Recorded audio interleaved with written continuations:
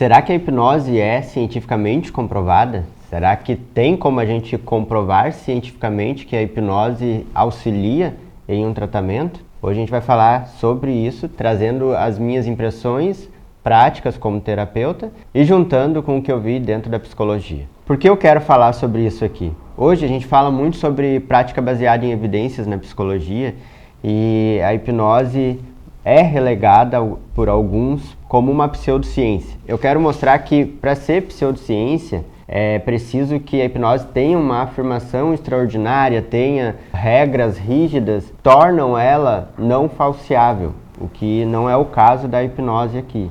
Já há muitos estudos sendo desenvolvidos nesse exato momento que procuram entender o fenômeno hipnose. Acredito que é por aí o principal ponto onde mora a dificuldade da definição, do estudo da hipnose como uma ciência. Começa pela definição. O que é hipnose? Existe lá na academia uma grande discussão sobre isso. O que é a hipnose? Existem estudos tentando definir se ela é um estado, se ela não é, se ela funciona através somente do engajamento ou se ela funciona através da alteração da frequência das ondas cerebrais. Porque essas coisas todas elas acontecem na hipnose, mas a gente não pode dizer que elas acontecem somente em hipnose. Quando a gente fala em alterações de frequências de ondas cerebrais, por exemplo, a gente vai encontrar isso numa meditação, a gente vai encontrar isso no uso de alguns psicodélicos, a gente encontra isso até mesmo numa festa, num evento onde aquilo altera a tua frequência cerebral. E aí, como é que a gente pode dizer que isso seria a hipnose? Tá, mas vamos dizer que a gente assume que sim, hipnose é isso, é a alteração das frequências cerebrais. Se um paciente chega no consultório e ele não atinge um certo nível de transe, mesmo assim, ele utilizando as técnicas de visualização, utilizando as técnicas de ressignificação, ele consegue sair dali e mudar a vida dele. Esse paciente, ele foi hipnotizado ou não? Entende que é nesse ponto onde mora a dificuldade em definir, porque, de certa forma, foi a partir da hipnose, do engajamento, da expectativa que ele teve o resultado. Deixa eu trazer um outro exemplo que foge um pouco do lado terapêutico. Eu vou falar aqui sobre a hipnose de palco, aquela que a gente faz as brincadeiras. Existe um americano, James Tripp, que ele fala sobre a hipnose sem transe. E ele desenvolveu um modelo onde ele explica a hipnose a partir da sequência de um ciclo. Ele assume que a hipnose acontece por um conjunto de fatores que, dentro desses fatores, está incluído a expectativa, está incluído a fisiologia, está incluído a tua crença sobre o processo funcional ou não. Mas o que eu quero trazer dele é que ele foi um dos primeiros a mostrar que a gente consegue atingir vários efeitos de hipnose. E aqui eu estou falando de palco, aqueles efeitos são onde tu consegue alucinar, tu consegue esquecer o nome, consegue colar a mão, tudo isso que aos olhos parece muito mais impressionante. Tu consegue atingir esses efeitos sem precisar fazer uma indução formal de transe. Se a gente consegue fazer isso sem precisar de transe, será que o transe é hipnose? Quando a gente vai para os estudos que já foram desenvolvidos, que já foram publicados e que falam sobre hipnose no tratamento da dor, por exemplo, ou a hipnose no tratamento de alguns transtornos como a depressão, a base que se parte para entender ela é o transe.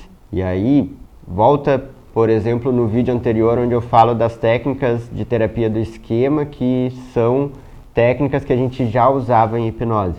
Essas técnicas por si só, quando a gente fecha os olhos, começa a imaginar, começa a ter contato com aquela emoção envolvida na memória, elas geram um transe. E é aí que entra o problema, então, da gente conseguir estudar ela, E não é porque existe uma retaliação contra a hipnose dentro do meio científico.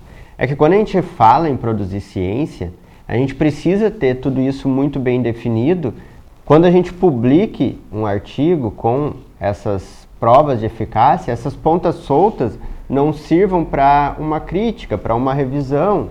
Além disso, há na ciência uma questão sobre estudos de tratamentos em saúde que falam que para um tratamento ser aceito como eficaz, né, ou para ele ser entendido como possível de ser usado naquela condição, ele precisa ser melhor do que um tratamento já existente, né? Ou quando fala em medicamento, ele tem que ser melhor ou mais barato, mais acessível. Ou seja, aquilo que já está estabelecido. Se aquilo que está estabelecido ainda é melhor do que uma nova técnica que tu apresenta, então vai ser seguido aquilo que já está estabelecido. É como se o custo-benefício não fosse o suficientemente bom para que essa nova técnica seja adotada. Então, para a gente poder conseguir colocar a hipnose como algo melhor do que aquilo que já está estabelecido, a gente precisa conseguir definir de verdade o que ela é. E a gente não conseguiu isso hoje ainda. Então, a hipnose, ela não é uma pseudociência,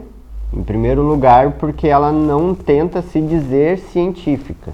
Ela tem técnicas que são cientificamente validadas, mas ela não tenta se dizer como se só ciência. Em segundo lugar, ela também não é uma pseudociência, porque ela não tenta trazer para si uma autoridade que não pode ser questionada. Então, quando ela entra para a academia e ela aceita que existem essas problemáticas sobre a teoria, sobre a definição, sobre o uso da hipnose, e ela não se fecha em si, ela deixa de ser uma pseudociência. Quando ela não tem um único nome, como um líder que precisa ser seguido e que a palavra dele é inquestionável, ela também deixa de ser uma pseudociência. Então, para concluir, atualmente o fenômeno hipnose ainda não tem uma comprovação científica. Não tem uma comprovação que diga que sim, a hipnose é isso. Mas várias técnicas dela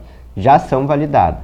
Como eu falei no vídeo anterior, essas técnicas elas podem ter eficácia principalmente pelo engajamento do cliente, mas também por causa da atuação que elas têm no nosso cérebro. E a partir então desses estudos, atuação no cérebro de outras terapias, a gente consegue dizer que a hipnose sim funciona. Mas hoje existe sim um estudo sobre uma condição em que a hipnose é eficaz no tratamento, mas isso eu vou deixar para um próximo vídeo.